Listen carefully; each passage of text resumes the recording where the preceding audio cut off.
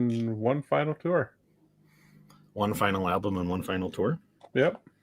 Well, that's not sad news. I mean, at least I'd go see them. Well, I figured past throw that. What if they're touring with Guns N' Roses? I was just gonna say if we could just get Axl to stop touring, then they're belting out. Well, did you see that video I sent you of their sound check? No. The guy's sound check was actually better than Axl Rose's. I did watch that one. No, I deleted it right away. No, you actually have to watch it. Oh, are we live? We are live.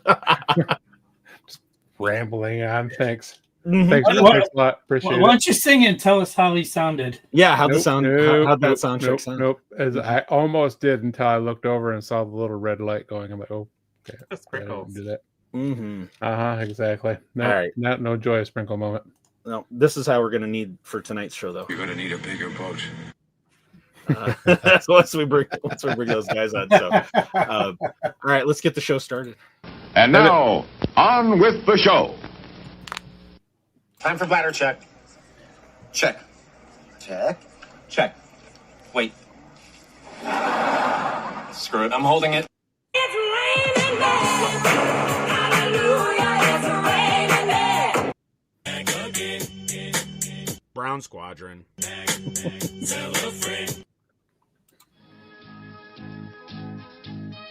Podcasting, the final audio frontier. These are the legends of Brown Squadron. Our computer is picking up a strange signal. Here, sir, you better take a look at it. The ongoing mission? To explore the Star Wars universe and other nerd culture topics. To seek new content and new cantinas, bars, and lounges. To boldly annoy Scruffy by making too many bad jokes. Welcome to the Hyperspace Heroes Podcast.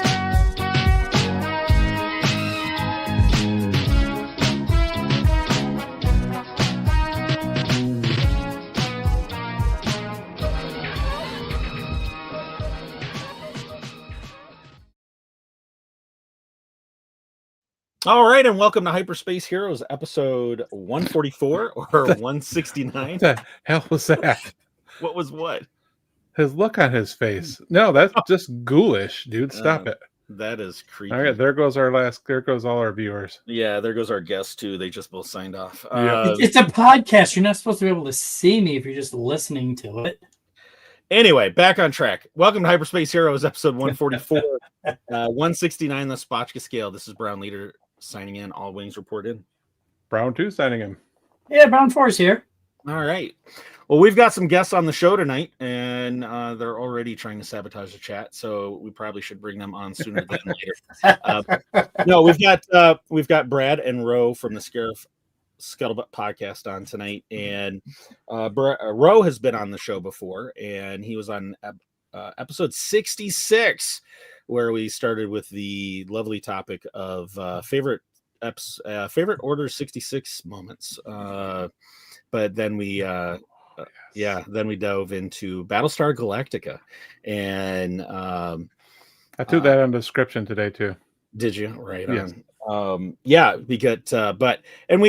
went back and forth a little bit about Battlestar Galactica and which one was the better one. But all I got to say for that discussion to touch back on it is at least our Starbuck remembered Scruffy. So and thank you. There you are, 4 minutes in. But anyway, all right. And I didn't have to bring it up myself. I know, right? Well, it was the perfect timing for it. So I love you. But anyway, let's bring the guys in. Ro and Brad, Scarif Scuttlebutt, welcome, guys. Bobby Brown signing in. And I'm just Ro. Welcome to the show, guys. Welcome back, Ro. Thank you for having us. It's amazing to us that people know who we are and want us on their show. They want Ro on the show. No one told me it was Lando Day. Yeah, no, I know, right? Nobody you didn't get that memo? No, apparently I didn't. I didn't get the email. Man, Scruffy, you had one job. I have one job. I got the memo, Scruffy. I got see. Oh yes. See, you Yeah. got the memo. What the heck? I must Just have did saying. something. I did put the new cover sheet on my TPS reports, though. Right on. But yeah, Scarif Scuttlebutt, they are another Star Wars podcast. They are on my weekly rotation. Every time Ro drops an episode, definitely queue it up for listening. And why don't you tell our viewers and eventually listeners when they listen to the replay a little bit about Scarif podcast? Well, Brad and I, we got together on the Twitterverse. People, moms usually say don't make friends, don't trust strangers on the internet. But I You had a nice white van. yeah, I happen to trust this stranger. We actually started talking about JFK because we really got into John F. Kennedy and conspiracy theories and all that stuff, and I started talking to him since I own a video production company. I wanted to say I wanted to do some sort of documentary about JFK, and we started talking a little bit, and then we realized that we started throwing in Star Wars references into our conversations, and we're like, wait a minute, you like Star Wars? And he's like, yeah, I like Star Wars. Oh, that's so cool. And then we realized that we like Star Wars, and then we realized that our birthdays are a day apart, and then we both realized that we're both Mexican. No, I'm just kidding. That's I'm from northern Mexico. Yeah, not from central Mexico. But it was funny, we connected online. We got together in 2019 to do our first show. Star Wars Celebration was here in Chicago, and I just took out some equipment and went over to McCormick Place and started recording interviews with people.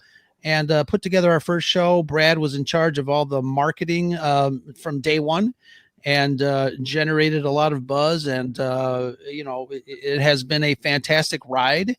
Talking, obviously we started talking about Star Wars. We pivoted a little bit because we realized that our nerd card is multifaceted. So we just kind of switched up a little bit. From time to time, we'll talk about other stuff. Star Wars is our bread and butter, but I think, when we talk about movies and franchises that we love, it's not just Star Wars. We often have other things. We talk about, Indiana Jones, Star Trek, the other white meat, as I like to call it. And it's the Matrix. Yeah, right. But a hidden reference there if you guys want to expand on that post a show. But it's been fantastic kind of connecting with other podcasters and YouTube folks. One of the biggest reasons we started the Red 5 network here to kind of get a collection of like-minded nerds to support, and that's my story, and we're sticking to it. Right on. Brad, did you want to add anything to that? Nope. As usual, Rose has everything. Mm-hmm. Right on. Yeah, community is kind of where it's been at for us as well, and it kind of started with Celebration Chicago. Scruffy and I were there, and we started this about 2 years later because we were in each other's offices too often, talking Star Wars, and we didn't want to get poor DB into trouble, so we thought we'd go down to our wives' basements and start recording the conversations every week. So, but yeah. Now, as I mentioned, Ro's been on the show before, so we asked him these questions last time. But Brad, since it's your first time, first question we usually launch off with is, what does Star Wars mean to you? And no, we didn't copy that from Dave. It's always such a loaded question, and of course, you can do shows and shows and shows on it, which we all have. But to me, the one phrase, from Obi-Wan, you've taken your first step into a larger world. That pretty much summarizes it for me. It's just endless possibilities, and whether you're a kid or an old geezer like all of us, it gives you. Yeah, I'm talking about you. It makes us or lets us use our imaginations and just realize that there's something larger out there, and there's always something to explore. So it had that effect on me as a kid, and still does now. Right on. Right on, DB. I get the follow-up question. Mm-hmm. Tell us about your first Star Wars experience. From what I can remember, and this is, Ro and I have debated best movie many times, and every single time Return of the Jedi has come out on top. Return of the Jedi was the first one I ever saw in theaters, and it was actually a drive-in movie theater. So unfortunately, those are pretty much no longer a thing for the most part. But they were amazing while they lasted. And when that first movie, whichever one you see first, is kind of the one that sticks with you the most. So is it the best? Probably not. Is it will it always been my favorite? Absolutely. Mm-hmm. Mm-hmm. Yeah, I got to see A New Hope in the drive-in. It was an awesome experience. I can still remember that at 6 years old. And then I lost my wicket at a hospital, and there's a really sad story for all that. But I'm not here to bring sad stories. Oh, Bringing the room down. Bringing the room down. We still actually have a drive-in here where we live. Wow. Yeah, it's really cool. We're waiting. I found them. Nice. We're waiting for them to do a Star Wars marathon. So That would be amazing. it would be. It would. Do they play new movies there? They Yeah. They do. Yeah. Nice. Mm-hmm. Yeah, they just had a Ghostbusters event or something out there, and I don't think there's a new Ghostbusters movie. Oh, we're hitting a nervous scruff because he couldn't go. Sorry. yeah, you are. They actually won a contest a couple years ago and won a digital projector, so they were able to upgrade, which has helped them out a lot. And I think they just sold to a new owner last year. But yeah, it's only about 15 minutes from my house, which is Nice. It's nice. When the kids were little, we were able to still take them, to go see movies at the drive-in just to get them that experience. So this week it's Freaky Friday, and I Know What You Did Last Summer. Nice. Those go together well. I know, right? I was listening to the most recent episode, but also the last 5 questions, and you guys were talking about you got an upcoming episode you're going to do top 5 or like your most perfect 5 movies, right? And wanted to throw one on the list for consideration that I was thinking about while I was listening to that episode, which was Unforgiven with Clint Eastwood. Yeah. And I think as far as Westerns go, and a culmination of a guy's Western movie career, I think Unforgiven is definitely one of those that ranks up there. Yeah, absolutely. Yeah. I was going to say, I'm still working on my list, and I keep marking things off, and I think I'm wrong. Would you guys say, because one of my movies is a comedy, and if you want, I can reveal it here. But would you say a comedy can be a perfect movie? Yes. Absolutely. Absolutely. I can think of 2 off the top of my head. What's yours? My Cousin Vinny. Oh, I love My Cousin Vinny. Yeah. I've never seen that. I've never seen that. What? And Mrs. DB saw an ad for it on TV today and was raving about it. And I said, I've never seen it. So now I've got a dual reason. I realize half the things I say are just from that movie. I think it's Princess Bride's one half and My Cousin Vinny in the other half. Oh, Princess Bride's a darn near perfect movie, isn't it? Yep. Yeah. And that's why we're having trouble. That's why we haven't done the show or pulled the trigger, because it seems like every time we think of our list, we think of other movies that we kind of maybe slide into that list. And the last episode, I had mentioned to Brad that we can't put any Star Wars on that list, although we probably want to. And we all have our favorite Star Wars film, but it's interesting because you mentioned Princess Bride, and I definitely would put that on a list. I'm not sure about top 5, but top 5 is difficult, and I don't want to make it like top 10 or whatever, because we'd be sitting there talking forever. But I think a top 5 might be a challenging list to make. And there are just so many movies out there, especially, just the genre movies, but like, comedies count, anything. It's a hard one to put together. And I was watching a documentary on the Princess Bride last week, and that, and we talked about making people wait for releases, home releases. Mhm. Princess Bride pretty much bombed in the theaters, Mhm. and it wasn't until the VHS release that people were like, "Wait a minute, this is a damn good movie," and that's when it got a huge following. And It's got an astounding cast. yeah, I mean, you can't beat it. And Cary Elwes he's that man. I can watch him in anything. He's amazing. Yeah. Yeah. So just like Solo, when Solo didn't do well in the theater and then it came streaming and everybody loved it, something like that. Something like that. Yeah, It's coming. It's coming. It's Okay. Yeah. way to kill the conversation, bro. Well, I was going to go with Matrix, but not everybody here has seen it. So. It's on. It's it's on my list. It is on my I list. tried to watch it. I tried. You're outing yourself. I know. Oh, I know. Trust me. We've outed him many times before. Absolutely. It's not a first. No, I'm used to it. Yeah, for me, comedy, a top comedy that for me is perfect, and not for a lot of people, but for rewatchability is Dr. Strangelove. Absolutely love, my favorite black and white film as well, and I can watch that movie. I can turn it on any moment in the movie and just rewatch it because it's just, for me, it I don't know, I just enjoy it a lot. But yeah, that definitely a hard list for sure, and I'll be looking forward to hearing you guys. Yeah, I can't wait to hear that. I've been pondering that for the last 2 hours now. And I don't know what would be on that list. My cousin Vinny, for sure. I watch that at least twice a year. And we have to think too about, because Brad and I, we talked about it. We have to think about what the criteria is. We talked about rewatchability, casting, story execution. Like, what is it that we're going to use as criteria for a most perfect movie?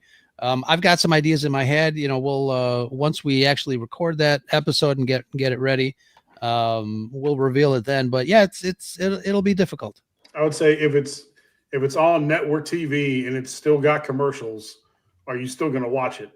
And like if my cousin Vinny's on TV, well, I don't know, they take a lot of the curse words out, so it's not quite as funny. Joe Pesci needs to be uncensored. But if you're willing to, like Gladiator, I mean, I'm willing to take away 4+ hours of my life to watch Gladiator, for sure. Yeah. Absolutely. Yeah, you got my brain spinning now. I know, right? Okay, let's do a palate cleanser, and we'll get into some Star Wars discussion. And this is courtesy of Kelly Knox's Star Wars conversation cards. And we'll go roundtable on this one. You can choose to adopt one Star Wars creature to be your pet. Which do you pick, and what would you name it? I'll start with the easy one. Porg. And what would you name it, Scarif? Lunch. Oh, yes. Wow. Kentucky Fried Porg. Kentucky Fried Porg. I don't know what I would name him. It'd be Porg for sure. We got to come up with something. Come on. Well, all right. Move on, and I'll come up with a name. DB. Oh, does it have to be a creature?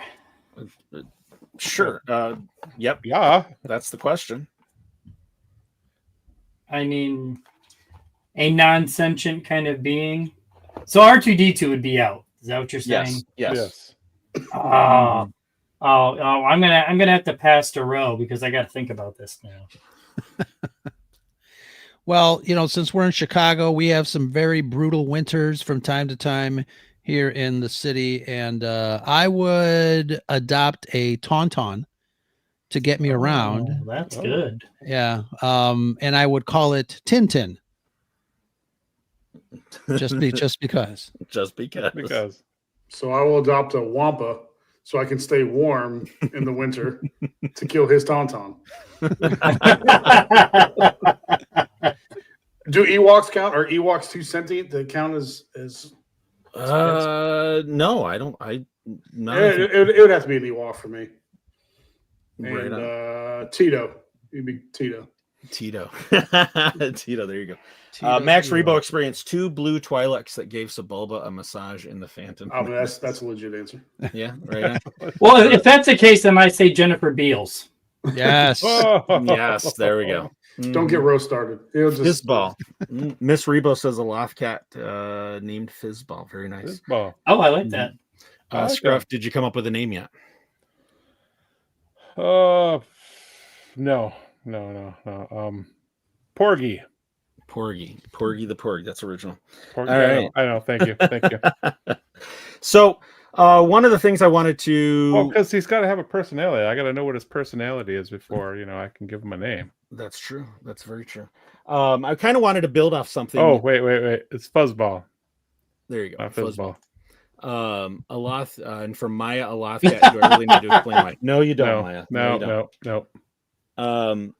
But your latest episode, you talk about the death of the author, and thought it was a really good encapsulation of kind of where fandom is right now and why there's a lot of confusion in fandom. You guys brought up a really good point, or a lot of good points in that episode, and I kind of wanted to build on that for the discussion tonight a little bit, which is, there's a lot of generations now that have come into Star Wars, from us OT fans to like DB's daughter's age, who's a sequel, came in during the sequel eras, and everybody's had their different entry points. You've got lots of different Star Wars, lots of different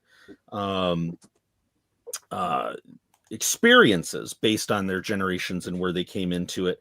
And Star Wars is, as we all know, about to turn 50 in a year and a half, and with Disney owning Star Wars, they're obviously going to try to continue it on into infinity and beyond. And what, for Star Wars to move on, for Star Wars to continue, is that the sequel to Death of a Salesman? Yes, it is. For Star Wars to continue on, how does Star Wars continue? I mean, they've struggled with movies. We do have a movie coming out next year, but is the future of Star Wars, is it movies? Is it a streaming TV series? Is it TikTok for the shorter attention spans? What is the future of Star Wars to continue? God, no. Yeah, I know, right? To continue on for 50 years beyond where we're going to be at in 27. Go for it, Brad. Yeah, I think it's got to be multifaceted. It's kind of a broad answer, but when they say Star Wars is for everyone, well, not all Star Wars is for everyone. There are some very adult themes, like Andor. The entire Andor series was very adult themes. That's not for kids. But the cartoons, we talk all the time about animated series, how that's some of the best Star Wars content out there is animated series. Mm-hmm. So it needs to be a multifaceted approach. Yes, there needs to be streaming. That's not going to go away, but they do need to take the time to make quality movies, and they need to be trilogies, in my opinion. I don't think the future is standalone movies. I'll take a standalone movie every now and again, but I think, why did trilogies work so well? Because there was a movie and then we had 3 years to talk about the movies. Mm-hmm. I wasn't old enough to see the cliffhanger with Empire Strikes Back, but I can only imagine what that 3 years was like between 5 and 6.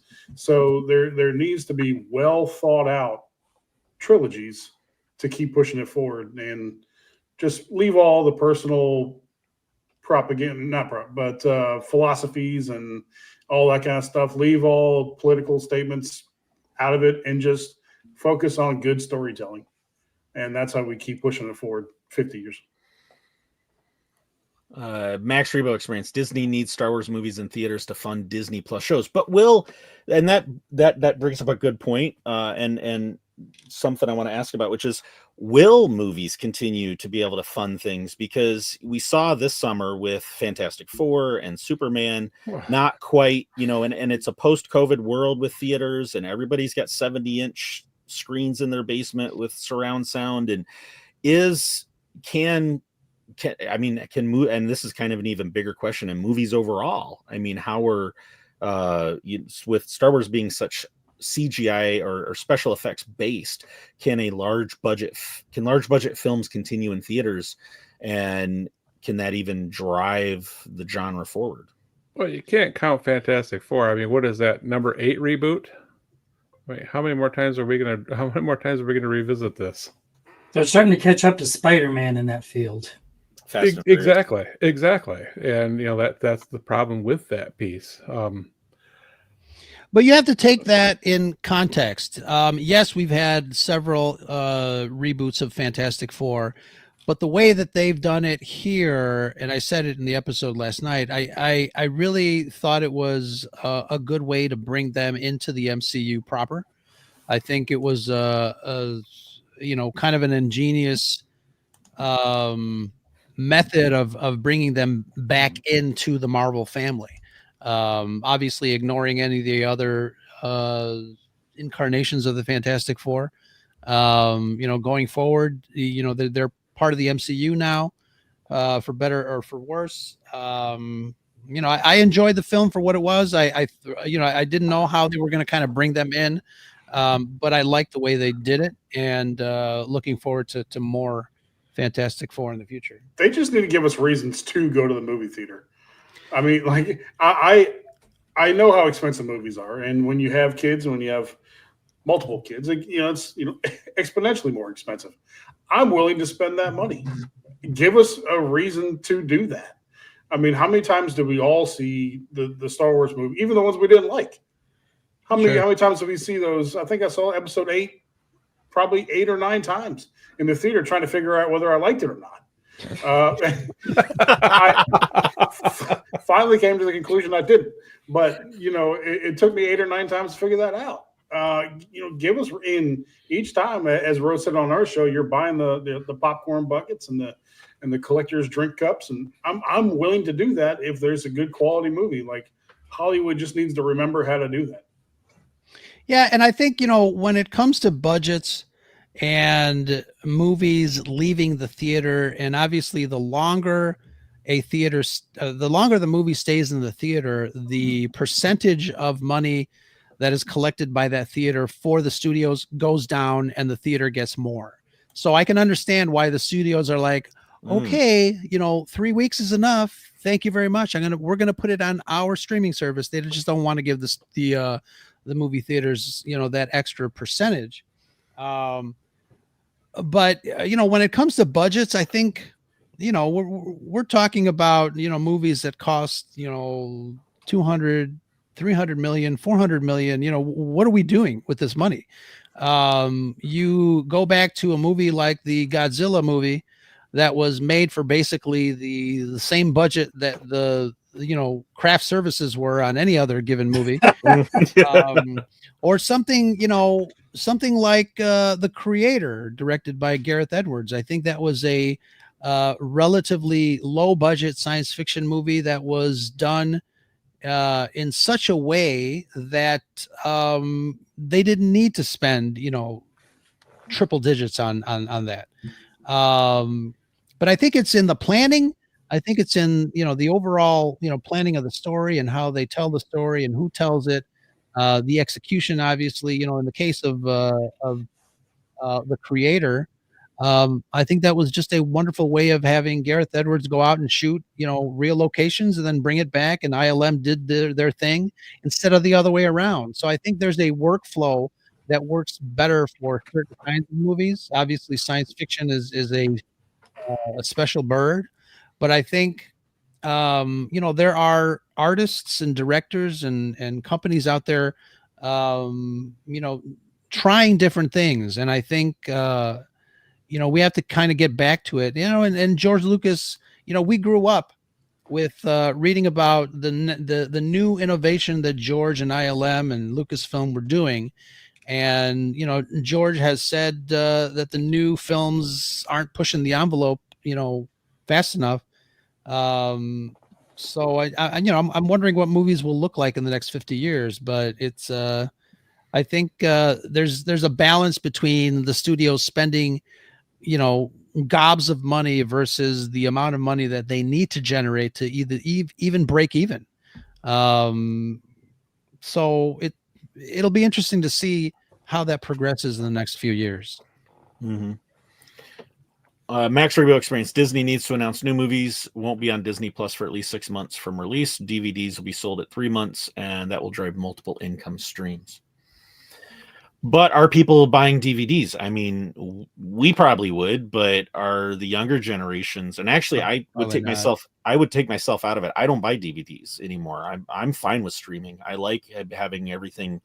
It's less stuff to sit around. I already have enough stuff behind me that I don't need more. No, you need more. But see, I'm behind. I need to catch up with my DVD collection because I want everything on a copy. You know, and that's Comcast went down the other night, and we had no streaming. So I went over to my DVD collection, popped something out, and me and the family watched the Police Squad series. So yes, love there Police you Squad. go. Yeah, I agree. yeah, Making people wait, make them wait. That was, what did we talked about this on the show, bro? Was 6 or 9 months we had to wait for the home release? Mhm. It's crazy.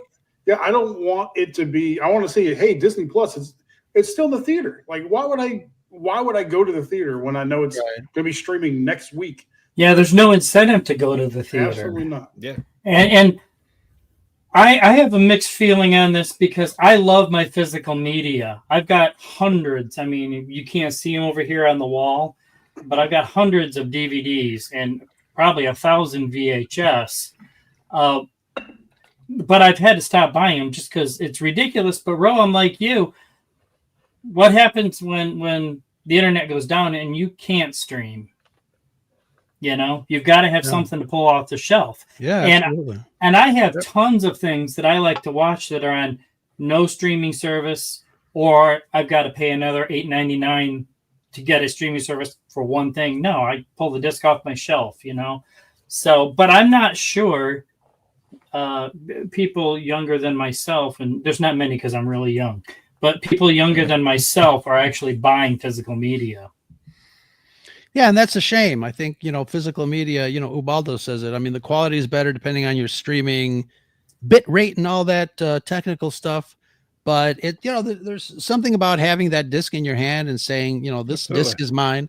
I can watch it whenever I want. Obviously you've got the I guess the convenience of streaming, anywhere on any device. But I mean, I swear, watching a movie like this has to be a sin. Should be a sin. It should be. But I think more and more people are consuming their media that way. Yeah, because it's convenient. Mm-hmm.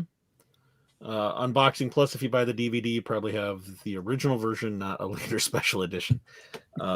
You are so right, Unboxing. I laugh when people show things online. Oh, look, I have this VHS of Star Wars. Bitch, please. I probably have 7 different versions of it over here, all on tape that hopefully won't snap the next time I put it in a VCR. So, I really need to convert that stuff. Yeah. Yeah, you and me both. Because I literally have three different versions at least somewhere behind me. Yeah. But overall, how are theaters doing? I mean, I know we talked about the blockbusters, but overall, how are they doing? Are people continuing to go? I actually don't really. I loved going to the theater. I used to love it, and when my kids were still growing up, still loved taking them to the theater. But now, I just don't have any. Unless these guys are pulling me in for the, we went and saw what Scruffy and I went and saw the 40th year release, or the Alien, when they did Alien last year, and we're going to see nostalgic things like that. But for new movies, I had no interest in Superman. I had no interest in Fantastic Four, even though it looks good. I've heard great things about it, but nothing's drawing me to the theater anymore. It kind of goes back to Brad's point, which is, they got to give us a reason to go. And that's where they're getting gimmicky with the popcorn buckets. Right. Stuff. Yeah. Oh, yeah. You mean like the 6 I got behind me somewhere? Yeah. Yeah. I mean, they're struggling. Obviously we're talking about streaming. Streaming is competitive for them. Cost is another issue. Obviously, Brad mentioned, taking a family of 5 or 6, having to buy, all the kids, $50 popcorn buckets is out of the question. Oh yeah. So I think, theaters are adapting as well as they could. They're doing, special events like movie events. They're doing giveaways. Half price Tuesdays is a thing. Yep. So they're trying. Yeah. And I want to go. Ro had mentioned it. It was in the comments. Godzilla -1. What a phenomenal movie! And I'm actually sorry I did miss it in the theater. Yeah, me too. And that was that's a great example. And I'm almost wondering if theaters shouldn't re-release stuff. Look at how every time they re-release a Star Wars, that's another 40+ million in the bank. Yeah, and I don't think that's the theater's choice not to. I think they have to go back to the studio and say, hey, we're doing this thing. Would we be able to get a print of this? Mm-hmm. And the studios are like, yeah, but you're gonna have to pay us a big chunk. So, there's still that competition with the studios and the theaters where the theaters could play whatever they feel like people will come to, but it's up to the studios to give them a print, give them the permission, and then there's negotiations there where money is exchanged, and it's not always advantageous to the theater. Do you think? I was just thinking. Do you think it's kind of ironic that we're talking about mostly Disney Plus?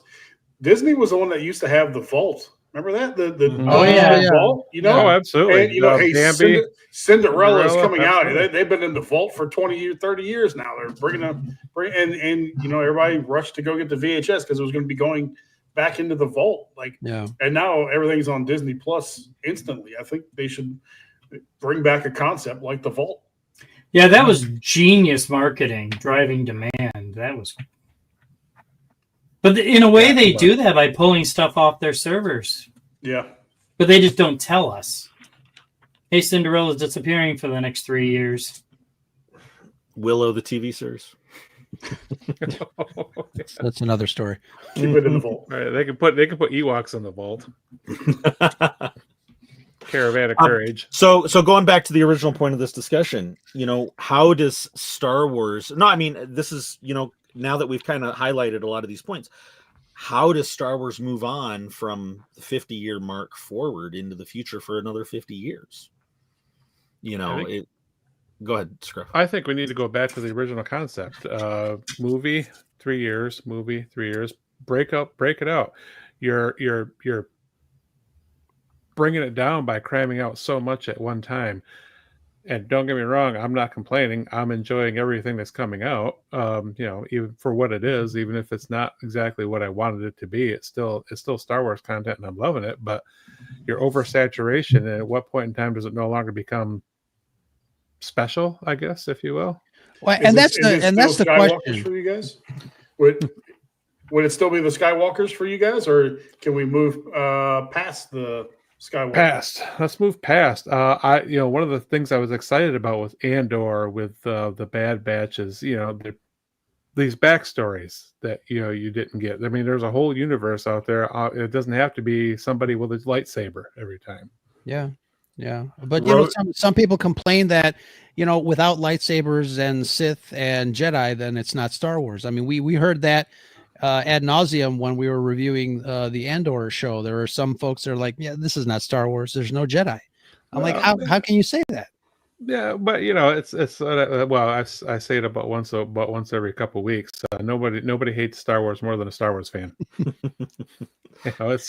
The other question to pose too is talking about Star Wars cultural significance 50 years plus. Is Star Wars still relevant? Will it still be relevant? Is it still relevant now to young people? Or is it just relevant to us guys that have a little gray in our beard? The question remains. I feel like younger audiences are not beholden to this type of mythology. They've got other stuff that they deal with. They'd rather make sure that they have unlimited bandwidth for their TikToks rather than sit down and explore, the ins and outs of the mythology of a movie like Star Wars or a franchise like Star Wars. They're playing Minecraft, they're playing Fortnite, all that stuff is a different thing. Or going to cheerleader camp. Yeah. So this is a good question for DB, in that I would love to hear what's going on with his daughter in about 6 years, because she was a big Rey fan, and now I hear little stories of how she's starting to push her Star Wars toys into Dad's collection. Yeah, you know, she's like we all did when we were 15, 16. We discovered cars and other things, and then suddenly, we get into our adult lives, and suddenly we want our collection back, and then this crap happens behind me. she's passed on all her play school stuff that we got her when she was real small, and it's now in the man cave looking for a home because I can't bring myself to get rid of it.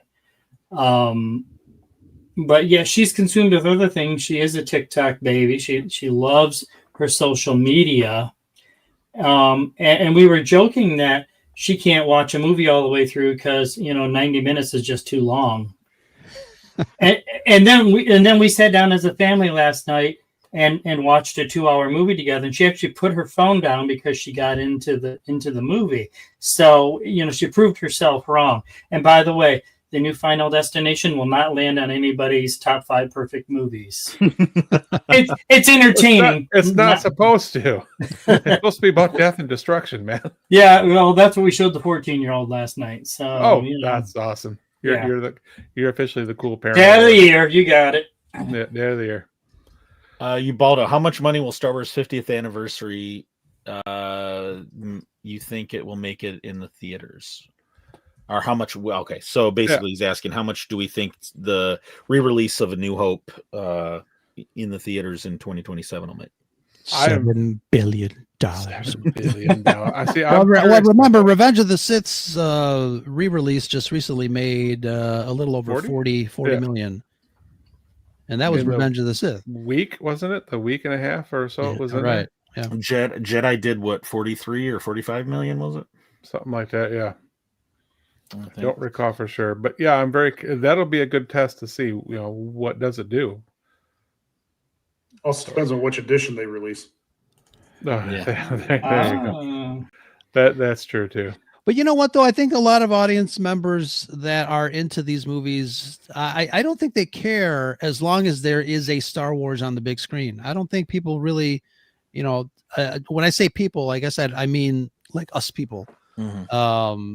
As long as the Star Wars is on the big screen, I mean, I would go whether it's the special edition or the earlier versions. I don't care as long as I'm watching that film on the big screen. Absolutely. We're still going to run in there and buy our $50 popcorn bucket and not put any popcorn in it because you don't want to get the grease in there. Exactly. Because going on the shelf later, Yeah, no, we're still going to run in and do it, regardless of what edition it is. Mine's getting popcorn in it for sure. You guys can say what you want. Mine will be gently used. Mm-hmm. Yeah, there it is.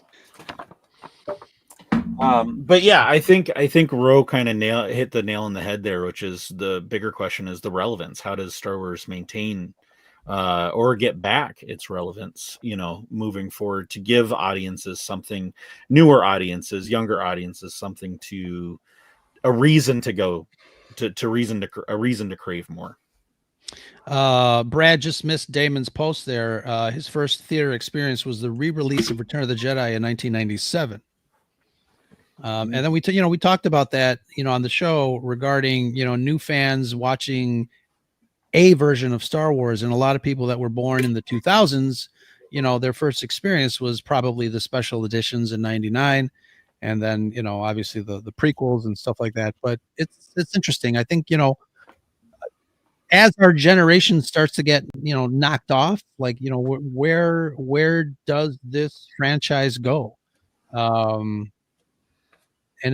I guess from a corporate level, the impetus is going to be on whoever leads, Lucasfilm post Kathleen Kennedy, and whoever is in charge of creating new stories. And I think that's where the test will be. Unfortunately, we won't know until it happens. And I don't know. It'll be interesting to see.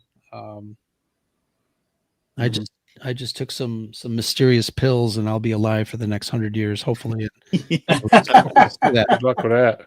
Yeah. Max Rebo, the generation that grew up with Clone Wars is going to be the driving force for some time to come. I agree with that. And, I think I mentioned it on our show, Ro, but I am so happy how many, when I asked, one of the first questions when someone says like Star Wars, obviously the first question is, what's your favorite movie? I am so happy how many times I hear episode either 1, 2, or 3 come out of people's mouths these days. It's great because the prequels got so much hate for so long. I'm glad it's so many people's favorites, and I'm also glad that a lot of those people can't stand the sequel trilogies, so they do have good taste. Well, tell your story about your son. You were talking about how your son kind of is rediscovering the Clone Wars. Oh yeah, I mean he's watching it. Well, he watched it with me, back in the day, but he was too young to understand it, and he started over with season 1, episode 1, and he's going through the entire thing, and it's a great bonding experience. And as we say, how do we continue this for the next 50 years? It has to be that generational thing. There has to be material where fathers, mothers can share it with their sons and daughters, and enjoy the content together, and then have these conversations about what they just watched. And that's how you continue for the next 50 years. I've and you're talking about that generation that grew up with the prequels and physical media, and now I just lost my train of thought. So we've talked to a lot of people where their introduction was either the re-releases, but a lot of responses were the VHS tapes that we had in the house. My parents were big Star Wars fans, and we had the VHS tapes, and we watched them over and over and over and over again. And recently I've heard young parents talk about where they have a small video library in their house, and it's easier. Their kids enjoy going to talking toddlers at this point in modern day, where they love going to the shelf to pick something out, because when they scroll through the menus on a streaming service, we all saw it right when we got Netflix. What did the meme become? You spend more time watching the menu of Netflix than you do actually picking a movie and watching it. And I think I have some hope that the younger generations are realizing that physical media, there is a place for it, because they're finding that they're picking movies faster, they're watching things, and their kids are having joy pulling that movie off the shelf and saying, I want to watch this. Scruffy, what are you laughing about? Unless you're just too darn lazy to get up off the couch to go find a DVD and put it in the thing, then you just click, point, click. Well, I just said that's why you have kids. You send them. It's like before we had remotes, you had kids to send the kids to the TV to change. Yeah, but I don't have that option, and Oliver's not going to go fetch me a DVD. True. Do you want me to loan you a couple? Kids, no, thank you. No, that's a hard pass, bro. Our generation was the original remote control, though. So that's why we expected of ours. So. Oh, absolutely. One thing we haven't really talked about, but one thing that's going to, I think, hurt the possibility of it lasting another 50 years is the toys. I think, toys were a huge part of Star Wars success. It has been for the last 50 years, but a couple things. One, toys are way overpriced. You're talking about $15 at the cheapest, up to $30+ so they're no longer affordable. And the problem with social media and with iPads and everything else is a lot of the younger kids don't play with toys as much as what they used to. And I think Star Wars is going to lose a lot of its relevance if they can't figure something out for the toys. Like, it's so sad. I get so sad every time I walk down either Walmart or Target's toy line. We toy out. We all do. We all got to check it. And you see the 3 tiny little columns of Star Wars toys, and they're all crap. And they're all recycled crap. And that's depressing. So it's a whole row. It's a whole row of Constable Zubios. Well, he's at Dollar Tree. He's still at Dollar Tree, Dollar General. Jeez. But it's just if they can't figure that out, I think that's going to hurt the franchise in the long run. Yeah, right on. I agree with that. I do miss the days of going into the store and seeing that massive display. I mean, camping out at Toys R Us at midnight. When Episode 3 came out, Even when the sequels did. I mean, we were at Walmart at midnight. Oh, yeah. Target at midnight. Oh, I was in line at 10 p.m. Yeah, you can't do that now. There's no reason to. Nope. Well, we could, but now we'd get restraining orders for creepy old men Exactly. sitting on the sidewalk. I'll risk it. I'll risk it. I don't care. I wonder if, for the younger generations, if they were to come out with another Tartakovsky style series, where it's the 3 to 5 minutes, and if that could have any gain in the younger crowds. My son, that's what we started with. Well, he had started watching the 2008 Clone Wars, and I'm like, hold up. Let's take this back a minute. Like, this is good. This is all quality, but let's take a look at this. And I think you're right, because unfortunately the attention span is just not there. So I think there's so many factors. I mean, the economic factor is one of the biggest things. Brad mentioned it. I have been going to a lot of thrift stores, and I have found so many items that are not retail. I probably have never. I can't remember the last time I actually paid. You've got way better thrift stores up there. I can't find. Yeah, we got some really great finds at thrift stores here in Chicago. Really cut to a quick little story. I went to a thrift store and I saw. I walked in. My wife and I walked in, and right there's a wire shelf. One of those wire garage shelves, and on each shelf there was like 6 shelves worth of vintage Millennium Falcons from Kenner. And I'm like, what the hell? And the first thing that comes to my mind is like, who died? Right. Oh my God. What a, or somebody got divorced, and the wife, insisted that you get rid of this shit, but it's, it was fascinating. And obviously I couldn't leave one behind. Good thing they died. I could have bought all of them, but and I've got my original one. This is just an added one. I think I'm going to fix up and maybe. I'm stupid. I would have bought them all because I'm just. Yeah. But I think the economics of it. Recently there was when the Star Wars Visions cartoons came out, the animated show. That was great series. The first one with some of the Japanese characters. There was a line, I forgot the name of the company, but they released some of the Star Wars figures from that animated show, and the vinyl figures were about this big, but they were $90. And I don't think a younger generation has as much disposable income as maybe we do as adults, or maybe what we did back in the day. Obviously the economics are a lot different. I remember, paying $3 for a regular Star Wars action figure, like $2.75. Now they're like $25. So, it's the economics of it. Brad mentioned the fact that kids are not playing with stuff anymore. They're on their iPads. They're using digital stuff. It is a shame. And I think, Brad is right. I think they have to kind of do something with the playability of the toys in order for young people to really get excited about it. And, I'll throw this question to you guys. Obviously we didn't get excited about Star Wars because we played with the toys. Even before the toys came out, there was something about Star Wars that latched onto us, that we latched onto, whether it's the special effects or the characters, but there was something there. And I think, we talked about it on the show last night. They have to go back to what George intended Star Wars to be, and kind of get that. I called it on the show. I called it pixie dust, that magic.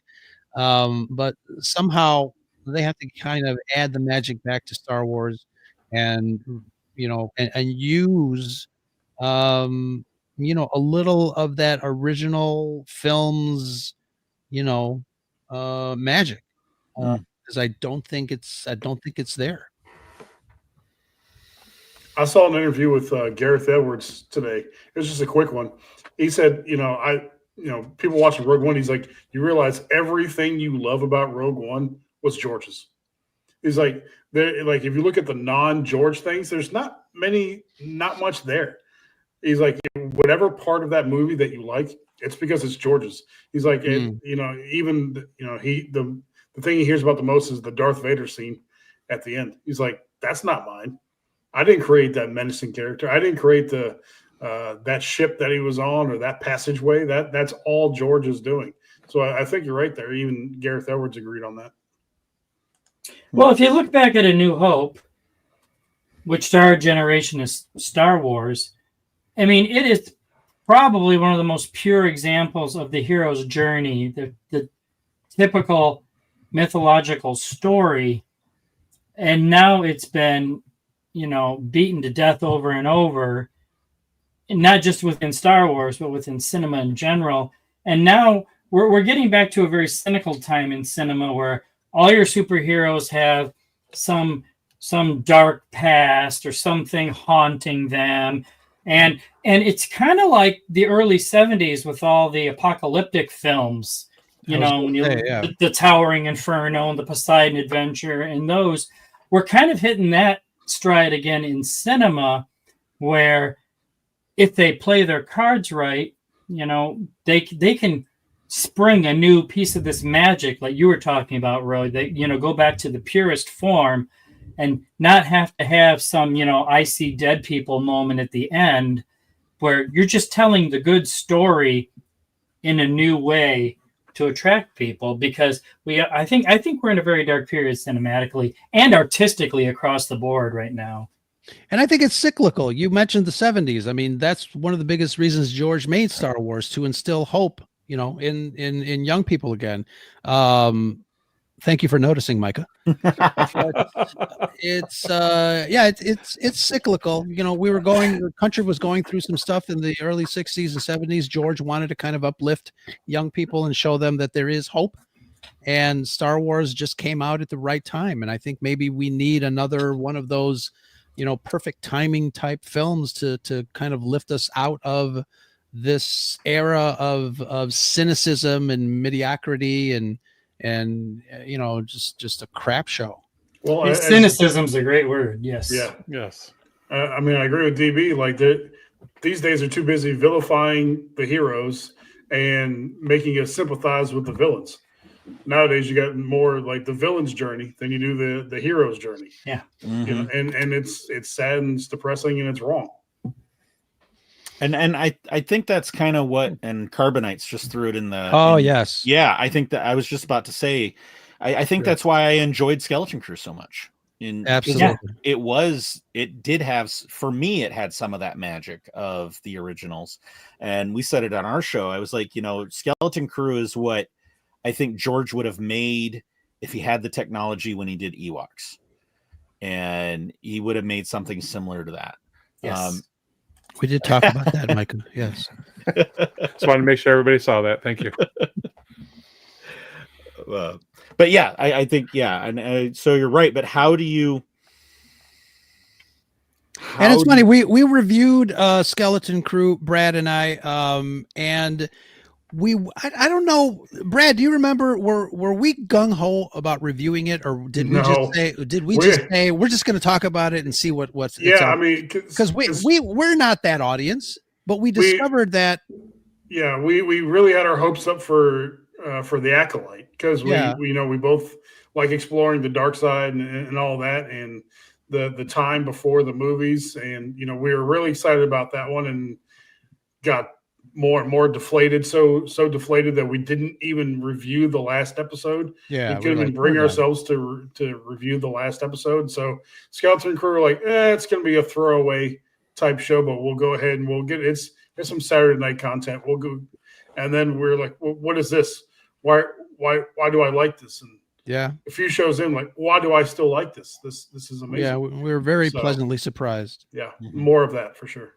Mm-hmm. Right on. And yes, Micah, we know that Skeleton Crew is meh for you. And in fact, if you want to know Micah's real reaction to it, you can watch the ICCC podcast videos because we did a roundtable discussion on that. It might be on our live tab as well. So yes, it is. But yeah, no, I think those are some really good points. So we need to recapture some of the magic. We need to give a reason for people to enjoy. And I think, what's it, Damien? It feels like lack of creativity in Hollywood too. Star Wars and Shrek were so unique that changed so much in today's world. They might not be made. And it's a little bit of an overcompensation too. It's like, fans like this, so let's give the fans this. And it's like filmmaking in a microcosm. It's like they're not telling stories that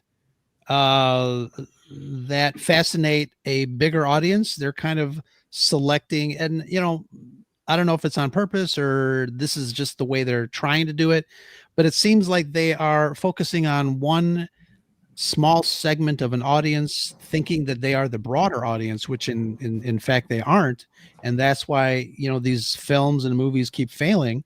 And, the other thing too is like, I don't want to put the entire blame on the studios, but the audience also has kind of a little bit of a responsibility to go out and seek new movies and new films and talk about them if they, if they're good, if they like them.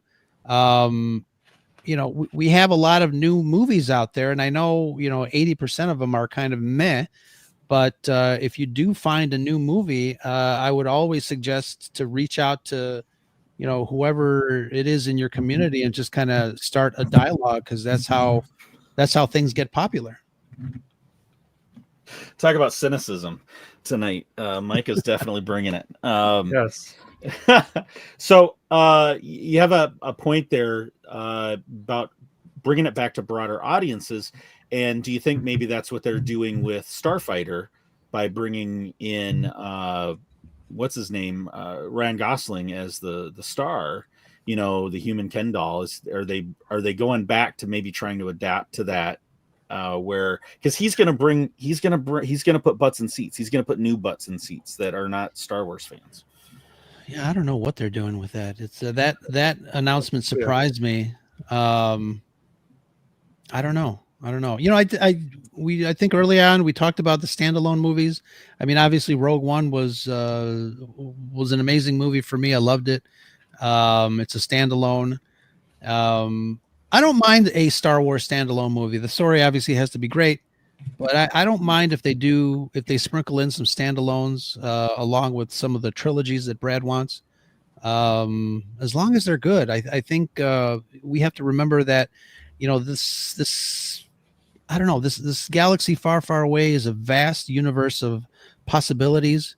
And sometimes I feel like the creatives up top are forgetting that they definitely can go anywhere, and maybe try some stuff. And, I would have probably more respect for Disney and Lucasfilm if they said, we tried something, it didn't work. Let's move on. Instead of like Acolyte. Yeah. I mean, oh God. Thank you. Well, I mean, they're Disney is not. They're not being bold anymore. Like, so we're getting Starfighter. What happened to Rogue Squadron? That they completely trashed that one. Mm-hmm. They were supposed to be making a Rogue Squadron, and now we're just getting some diet version of it with Starfighter. Well, they need to stop announcing projects until they're underway. Yeah. Because they're teasing us, and then we're getting disappointed and cynical. And it's fueling the cynicism. Yeah. Yes, it is. I honestly think Rogue Squadron would work better as a streaming series. I think that would be, because you had a series of books you can have, and almost do it in a like an anthology series. Yeah, but you want them to use source material. You're asking a lot here. I didn't say that. I just said because we saw some success. The Rogue Squadron series. I think I think you could do something. Don't get a Delphi started on Rogue Squadron, right? But they've already got some seeds laid right there. A Delphi Squadron. You could turn a Delphi Squadron with current characters into a anthology, or heck, even if you want to take a bold step, make it more like a Baba Black Sheep. series where they are a Delphi Squadron is the new Rogue Squadron, and they're instead of the Japanese, it's going to be the Imperial remnants out in the outer reaches, since the timeline would coincide with the remnants trying to gain power. You could do something bold with that. You've already got the connective tissue there with Carson Teva, you know, to kind of bring that universe in, and I don't know, be the narrator or be the Charlie of Charlie's Angels, you know, sending a Delphi out. And by the way, Damon, you can DM any one of us and we'll explain to you what Baba Black Sheep is. He's too young. Probably. But yeah, I think, you know, and I will say, I would absolutely love Star Wars Starfighter if they make it basically a retelling of the original Top Gun, but in a Star Wars universe, just like the second Top Gun was a retelling of New Hope. It totally was. I mean, how many lines were in there? I mean, I heard "Here they come." You know, it's like, come on. I think the meta level of that I would appreciate that till the end of time. Yes, for sure. Okay, well, I think we went a lot of directions with that conversation, guys. I think that we really talked that out, and I think when it comes right down to it, they've got to recapture the magic, and sprinkle that pixie dust into projects. Can they though? Yes, that's the great question. Exactly. With the right people behind the scenes, I think they can. Damien, looking at acting quality from past generations, you can't compare chemistry. Ford, Carey, Mark, along with Shatner, Nimoy, Kelly, and Tia. Absolutely true. Did they have chemistry? Yes. Well, then that's the mission. You can find modern actors and find chemistry. I wouldn't put us on the actors. You can, but that's a rare occurrence. The Walking Dead was another great example. That's a group of characters that came together and worked so well together that even with a mediocre storyline, it still worked well. Well, the sequels, the characters could have had chemistry had they had better storylines planned out. Right. I don't think I'm breaking any new ground by saying this, because they're all fine actors. Mm-hmm. Yeah. Mm-hmm. I'm trying to think of some modern movies that I've seen that have good chemistry. Well, I mean, Ro, what would you say about the cast of Fantastic Four? I mean, I've heard good things about their. Well, it's funny because when they announced the cast for the movie, I was worried because I could not picture any of these actors playing the roles. But I went to go see the movie. I was very surprised at how, you know, I've said that Pedro Pascal to me is kind of a one-trick pony. I mean, he's a good actor, but he kind of plays the same role. But I saw Reed Richards up on screen. I think the banter between Ben and Johnny Storm was fantastic, straight out of the comic books. The relationship was really, really great. Sue was fantastic. I think they did really well. And like I said, you know, I was afraid that they weren't going to, you know, hit it on the head, but I think they hit a home run with the casting. It was really, I was really, really surprised. Mm-hmm. Mm-hmm. So I think you can get good casting with modern day actors. I mean, Scruffy, you've been diving into Silo. I thought the cast in Silo has been doing a bang up job for that series. Absolutely. It's just, and the content obviously has to be a really important part of that too. Micah's just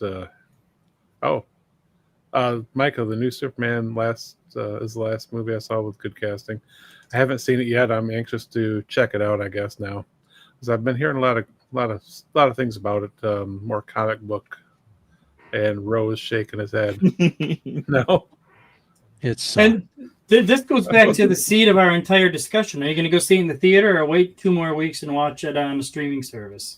Waiting on all of those. I'm waiting. I'm waiting. Yeah.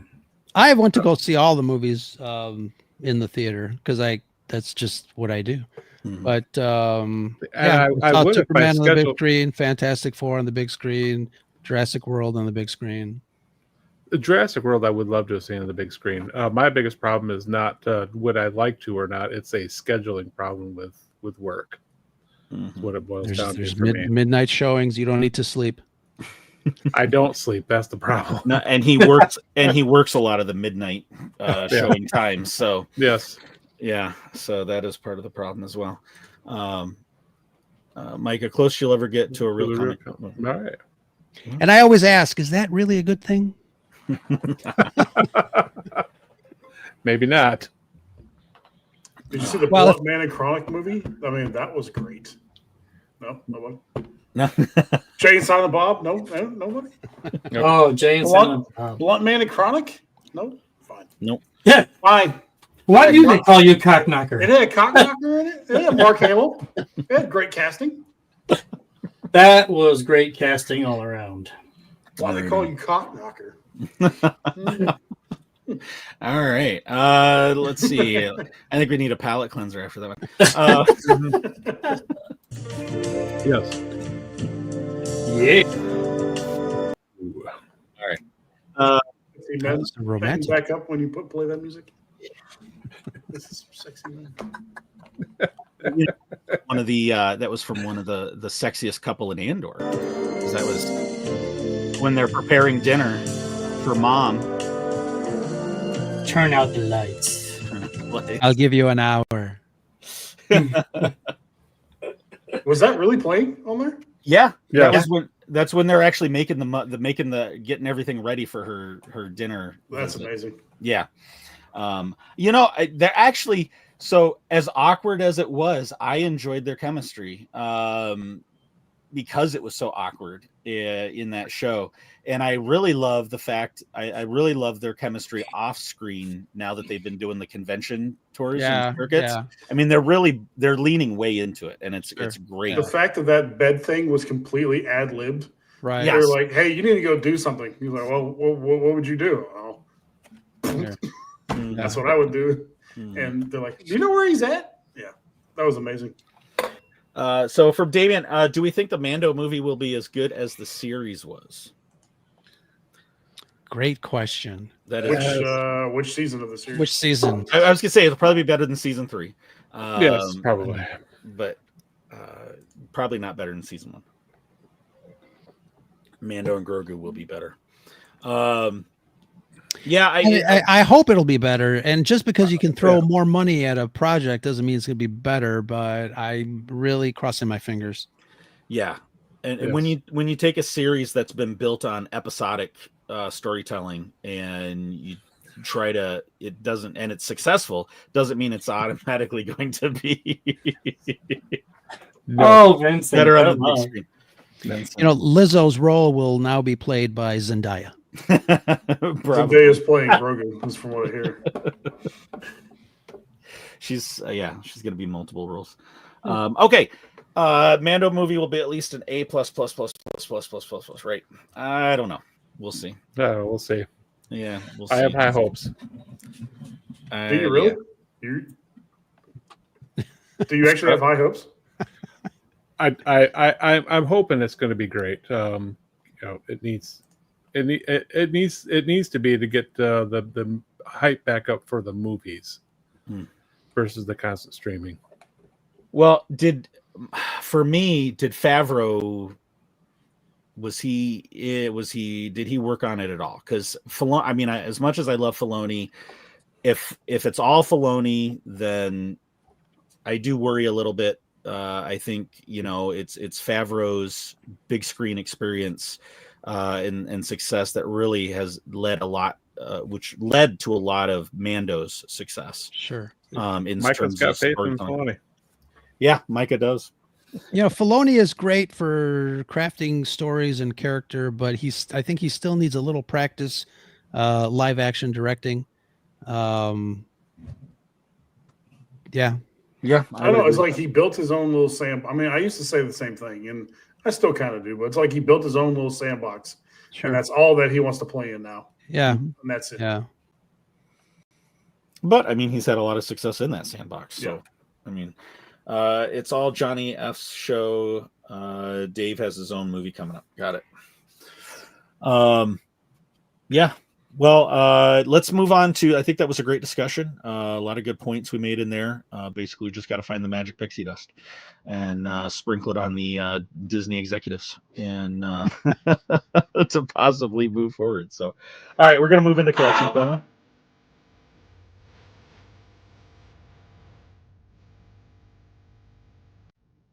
All right, collection corner. Scruff, you are up. I just wanted to bring this up again real quick. Yeah. Okay. Okay, I'm good now. Thank you. Once again, a couple comic books, but I really haven't been. I actually was looking today, and like we brought up earlier, those store shelves are just sad. It's kind of brought me down a little bit lately. Mm-hmm.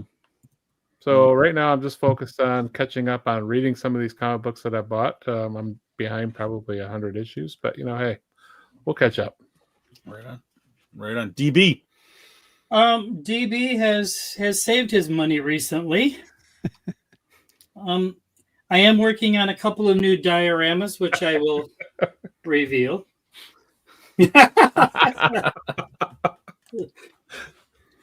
But in creating my dioramas, I opened up a bin that I have not been in quite a while. And this isn't vintage. This came out a few years ago as part of the vintage collection. Do you guys remember this? The Santa Floor hallway? Oh, yeah. I didn't realize how big this was. It's going to take up a whole shelf. Yes, it is. But I finally put this together, and it's pretty darn badass. And I can't wait to get some of my figures on it on one of these glorious shelves behind me where you guys can see it eventually. But that's the only new thing. It's new to me. It's been sitting in a box. Very nice. DB's been working on using a lot of his vintage sets. Hey, look, Brad. To set up. There you go. So yeah, he's been doing a lot of that stuff on his shelving. And actually, it's hard to see, but down at the bottom of that, under the chicken walker and the Ewok in the cage, is actually an old Dagobah playset. No, it's a Hoth playset. Hoth that I just painted green and to kind of throw in there. So, Brad or Rowe, anything for collection corner? I got a couple things. I'm with you guys. Haven't spent too much money lately, but will always be obsessed with Pops. Nice. Shiny. That is the that's cool. The Bespin. This is from the art series. Oh, very cool. Is that like the reflective flamey one, or? Oh yeah, that's cool. Oh yeah. Cool. Oh, that's dope. So I got that, and then got this just a little while ago. One of the I've said this on the show multiple times. Probably the most underrated character in the saga, and that's the Count Dooku. That's cool. Very nice. And Very nice. I have yet to put him up, but I think he's one of the greatest characters, and like I said, highly underrated. I just listened to Dooku Jedi Lost, and so good. That is a great book. It really fleshed out a lot of things for Dooku for me, and I think my favorite part was just his relationship with Sifo Dyas. Yeah, and that was a great part of the book.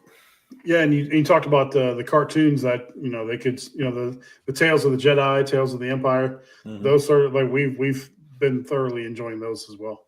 Right on. Right. I just downloaded it on Audible. Like I read it, and I had a couple of extra credits, but I re-downloaded it so it can stay in my library. Yeah, great book. Yeah, I did the audio one. I was driving. I had to drive downstate and back over a couple days, and so that was my listen. I listened, and I loved it because the audio version is more like a radio theater. Yeah, that's got the full cast on it, right? Yeah, it does. Yeah, it was definitely really good. Ro, anything for collection corner? Yeah, a couple of things. So last night I recorded a quick little half-hour discussion with Star Wars artist Ben. He is known on the interwebs as KS Geekman, but he sent me an original drawing of Boba Fett. Nice, that's cool. And I found one of his General Grievous top cards on eBay, and it's graded. And that's actually what got me to look for him on Twitter. but really, really great cards. I love the Star Wars Topps sketch cards. I got a whole bunch of them, but this is a really great one. A friend of mine sent me a gold Darth Vader card. Ooh, very nice. Nice. Who might that have been? Nice. And obviously, I mentioned my my vintage Millennium Falcon Kenner from 1978, which I found at a thrift store. But I've been, one of the things that I like to do when I go to a comic book store, I'll just like pick up random books depending on the cover. They say don't judge a book by its cover, but that's all I do when I go to a comic book store. You might not have heard it on the news, and as someone who works in the news, I'm very saddened that you hadn't heard it in the news. But Godzilla was attacked, or Chicago was attacked by Godzilla just recently, and this is a Godzilla versus Chicago comic book that I have to read and see if we survived. I'm not sure. Does that mean he was in Lake Michigan? Yeah. Because we're on Lake Michigan also, so I'm just terrified now. Yeah, you must have felt something because there he is coming out of the lake. Oh, that's cool. North Avenue Beach. But I'm going to read this hopefully soon, and I usually have a little get together with Dingus Den, and we review comic books. And I think this is going to be our next one. Brad, you're welcome to join. Yeah, I'm up to read that. That actually looks really good. Yeah, That it's does actually look awesome. It's thick. I didn't think it was. I'm like, oh, let's breeze through it. But I'm looking at it, and I'm like, it's page after. It's really, really thick. Nice. It's a long story, so we'll check it out. And I think it's a one shot. They're doing other things like Godzilla versus Thor and Godzilla versus like other characters. So obviously, when Dingus Den saw Godzilla versus Chicago, he tagged me and was checking up on me, making sure that I was okay. Who wrote that one? Let's see. Mike Costa, art by Ryan Brown, IDW Publishing. Okay. Right on. Unboxing, you threw those comments up there, Scruff, and Rise and Fall of the Galactic Empire. Good book. Chris Kempshall. Absolutely. Is that the one? Is that the one that we read, Brad? I can't remember. Mm-hmm. No. Oh, okay. That was Reign of the Empire. Yeah. His is more a Chris Kempshall's book, Rise of the Galactic. It's more of a it's an in-universe history book. I gotcha. Yeah, and written from who was the Hobbit that was in the sequel series? Dominic Monaghan. Yeah, Dominic Monaghan's character, I guess, is like an archaeologist or something in the Star Wars universe, and it's right and scruffy.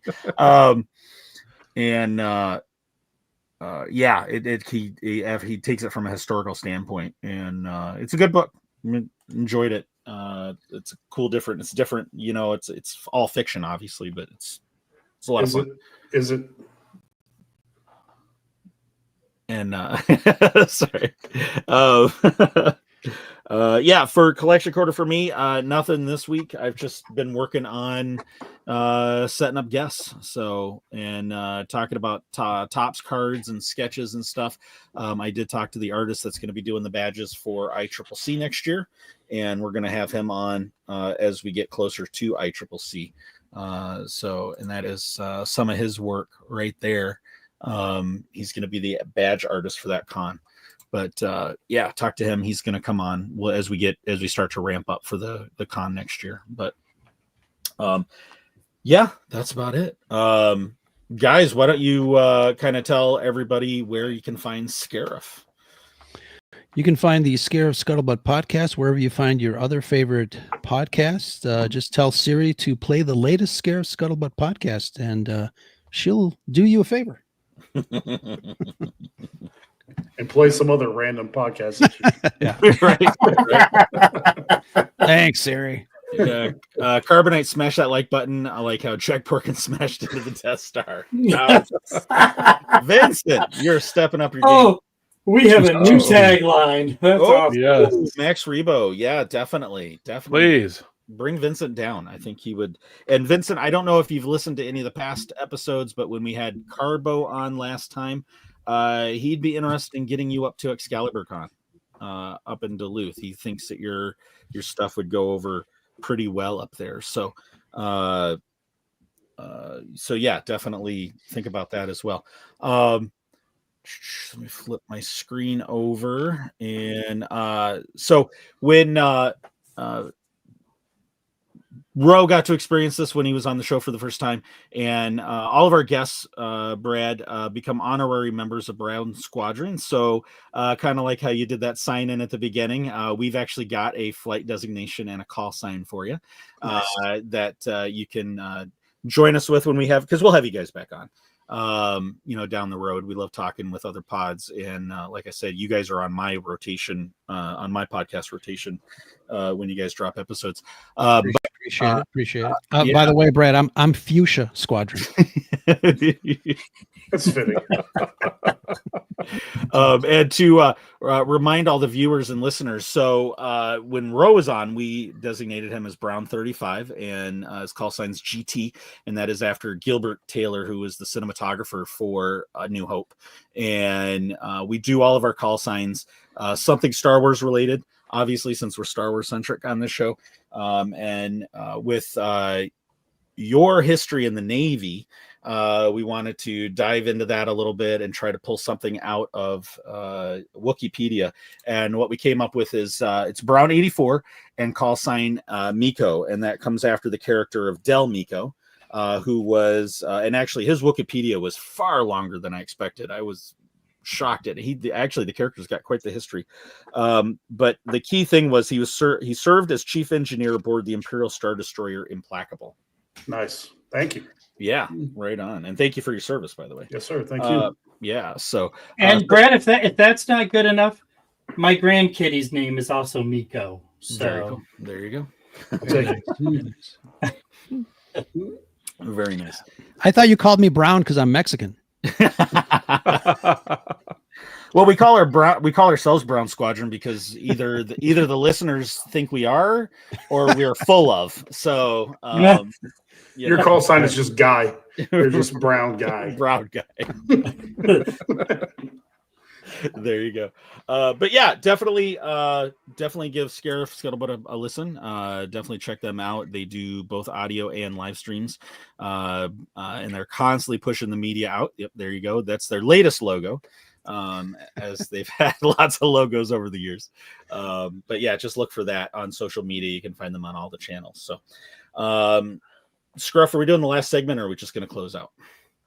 Oh, do it. Get it out of your system. All right. So let me get the I also have to listen to a Flanders for comment. Flanders comment. But, all right. Yeah. Here we go. Dad joke of the week. Time to annoy Scruffy and DB. Dad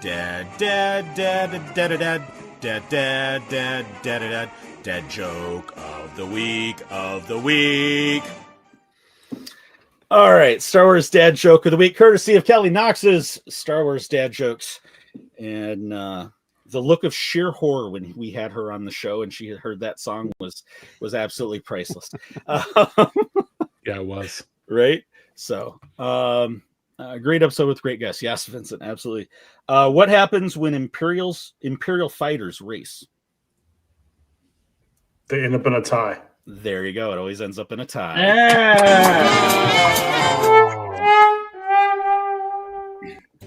That's pretty good, Brad. That was dad joke of the week. Now don't you feel absolutely complete? All recorded in 5 minutes. Literally. So, all right. Well, guys, it's been a joy having you on. Definitely enjoy it. We always have a good time when we talk with you. And yeah, with that, Vincent, did he already? Oh yeah, put his thing up about smashing the like button. So we are Brown Squadron. You can find us on all the social media posts, station or media social sites. I can talk tonight. Instagrams, Threads, Blue Skies, whatever they're called. You can email us at brownsquadron@gmail.com. Give us a like and a follow on where you follow us. We broadcast this show weekly, Thursday nights, 8 p.m. Eastern, on X, YouTube, and Facebook. And for everything Brown Squadron, you can find us at beacons.ai/Brown Squadron. So, guys, it's been a joy having you. Thanks so much for coming on tonight. Thanks for having us. Thank you. Thank you so much. Right on. And so this is, you've heard all the things, you know where to find everybody. And this is Brown Leader signing off for the crew. And you have been listening and watching Hyperspace Heroes.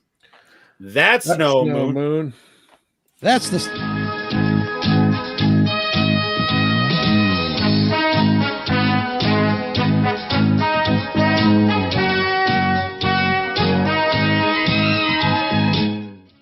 Oh, yes, the joke.